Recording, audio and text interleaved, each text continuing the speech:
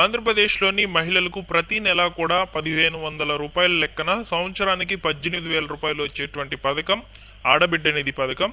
ఈ ఆడబిడ్డ నిధి పథకానికి సంబంధించి ప్రస్తుతం ఒక టాపిక్ అనేది నడుస్తుందండి. ఆ టాపిక్ ఏంటంటే ప్రతి నెల కూడా 1500 రావాలంటే పోస్ట్ అకౌంట్ ఉండాలని చెప్పి చాలా మంది కూడా పోస్ట్ అకౌంట్స్ అనేవి ఓపెన్ చేస్తున్నారనమాట.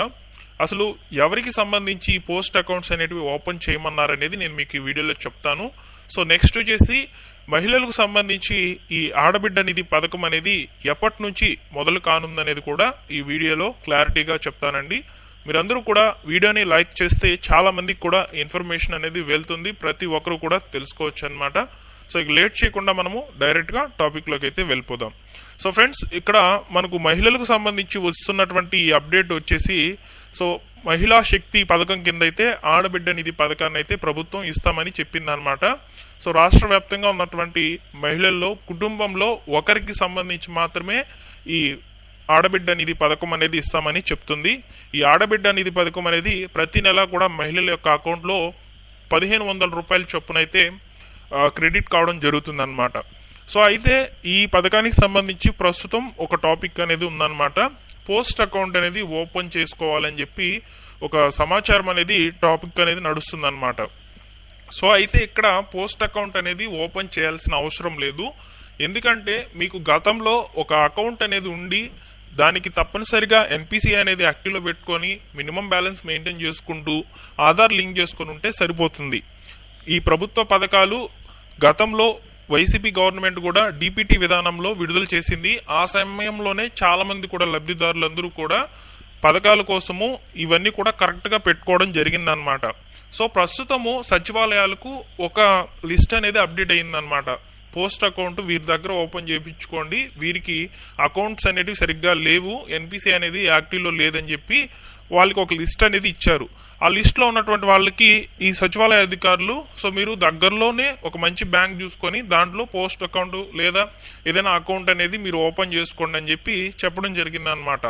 దాన్ని ప్రజలు తప్పుగా అర్థం చేసుకొని ఈ పథకాలన్నీ రావాలంటే పోస్ట్ అకౌంట్ లోనే ఉండాలని చెప్పి ఒక సమాచారం అనేది రాంగ్ గా స్ప్రెడ్ అయిపోయింది అనమాట. సో దానివల్ల చాలా మంది కూడా పోస్ట్ అకౌంట్స్ లో అకౌంట్ ఉన్నా గానీ కూడా అకౌంట్ అనేది ఓపెన్ చేస్తున్నారు. అలాంటి పరిస్థితి అయితే వచ్చేసింది. సో కాబట్టి ఇక్కడ నేను మీకు చెప్పేది ఏంటంటే సూపర్ 6 పథకాలన్నీ కూడా డిపిటి విధానంలోనే వస్తాయి. కాకపోతే మీరు ఇచ్చినటువంటి బ్యాంక్ అకౌంట్ అనేది కరెక్ట్ కండిషన్ అనేది బాగుండాలన్నమాట. యాక్టివ్ లో ఉండాలి అకౌంట్ అనేది, దానికి ఆధార్ లింక్ చేసుకుని ఉండాలి, మొబైల్ నెంబర్ లింక్ చేసుకుని ఉండాలి, ఎన్పిసిఐ అనేది యాక్టివ్ లో పెట్టుకుంటే సరిపోతుంది. సో అంతేగాని పోస్ట్ అకౌంట్ ఓపెన్ చేస్తేనే ప్రభుత్వ పథకాలు పడతాయి అనేది లేదనమాట. ఓకేనా? సో ఇక్కడికి మీకు క్లారిటీ అనేది వచ్చింది. నెక్స్ట్ వచ్చేసి ఈ పథకానికి సంబంధించి మనకు జనవరిలో అయితే అప్లికేషన్స్ అనేవి తీసుకుంటారండి.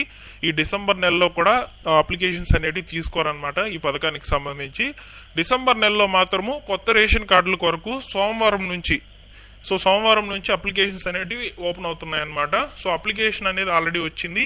అప్లికేషన్ ఏ విధంగా ఉంది అనేది మీరు చూడాలనుకుంటే ఈ రోజు మార్నింగ్ నేను ఒక వీడియో అయితే అప్డేట్ చేశాను. ఆ వీడియో చూడండి, డిస్క్రిప్షన్ లో అయితే ఇస్తాను. సో మీకు అప్లికేషన్ ఫామ్ రేషన్ కార్డ్ కి సంబంధించి కొత్త దరఖాస్తు అనేది ఏ విధంగా చేసుకోవాలనేది కూడా డిస్క్రిప్షన్ లో లింక్ అయితే ఉంది. అప్లికేషన్ పీడిఎఫ్ కొరకు దాన్ని కూడా మీరు చూడవచ్చు. సో మనకు డిసెంబర్ నెలలో వచ్చేటువంటి పథకాలు అయితే కొత్త రేషన్ కార్డులు, కొత్త పెన్షన్లకు తీసుకుంటుంది. ఈ ఆడబిడ్డ నిధి పథకానికి సంబంధించి మాత్రం జనవరి నెలలో తీసుకుంటుందని సమాచారం అయితే రావడం జరిగింది. అయితే ఆడబిడ్డ నిధి పథకానికి సంబంధించిన ఎలిజిబిలిటీ క్రైటీరియా నాకు తెలిసిన సమాచారాన్ని నేను మీకు షేర్ చేస్తున్నాను. ఈ సమాచారం అనేది 90% కరెక్ట్ గా ఉంటుంది. అంటే ఎలిజిబిలిటీ క్రైటీరియా అంటే గత ప్రభుత్వం చాలా వరకు ప్రభుత్వ పథకాలకు ఎలిజిబిలిటీ అయితే ఇదే పెట్టింది అనమాట, అన్ని పథకాలకి. సో దాన్ని దృష్టిలో ఉంచుకొని నేను మీకు చెప్తున్నాను. ఒకవేళ చేంజ్ అయితే జనవరిలో తప్పకుండా అప్డేట్ చేయడం జరుగుతుంది. ఒకసారి డీటెయిల్స్ అయితే చూద్దాం. ఆడబిడ్డ నిధి పథకం అనేది 18 సంవత్సరాలు పూర్తయిన వాళ్ళకి, అంటే 19వ సంవత్సరం కంటిన్యూలో ఉన్నటువంటి వాళ్ళకి మాత్రమే వస్తుంది. 19 నుంచి 59 సంవత్సరాల మధ్యలో ఉండాలన్నమాట వయసు. కుటుంబంలో ఒకరికి మాత్రమే ఇస్తామని చెప్తున్నారు. అయితే ఇక్కడ అత్త కోడళ్ళు అయితే ఉంటారనమాట. అయితే అత్తకి రావాలనుకుంటున్నారా లేదా కోడలికి రావాలనుకుంటున్నారా అనేది మీరు డిసైడ్ అవ్వాల్సి అయితే ఉంటుంది. ఇద్దరికైతే రాదు, ఒకరికి మాత్రమే వస్తుందని ప్రభుత్వం అయితే చెప్తుంది అనమాట. సో అత్తగారికి వచ్చేసి పెన్షన్కి రాయించుకోవచ్చు, కొంచెం ఏజ్ ఎక్కువగా ఉంటుంది కాబట్టి. సో కోళ్ళకైతే ఈ ఆడబిడ్డ నిధి పథకం అనేది వర్తిస్తుంది అని నేను మీకు చెప్తున్నాను. అంటే ఎగ్జాక్ట్గా వాళ్ళిద్దరికనే కాదు, సో ఆడబిడ్డ నిధి పథకం అనేది కుటుంబంలో ఒక మహిళకు మాత్రమే వస్తుందని నా అభిప్రాయం. సో నెక్స్ట్ వచ్చేసి వీటికి బ్యాంక్ అకౌంట్స్ మీకు ఆల్రెడీ ఇప్పుడు మీకు స్టార్టింగ్ లోనే చెప్పాను, బ్యాంక్ అకౌంట్ తప్పనిసరిగా ఉండాలి, యాక్టివ్ స్టేటస్ లో ఉండాలన్నమాట bank account. So ration card compulsory, must and should ఉండాలి రేషన్ కార్డు. సో కాబట్టి ముందుగా మీరు రేషన్ కార్డు లేదు అనుకుంటున్నటువంటి వాళ్ళందరూ కూడా రేషన్ కార్డు అనేవి ఓపెన్ చేసుకోండి, ఓకేనా.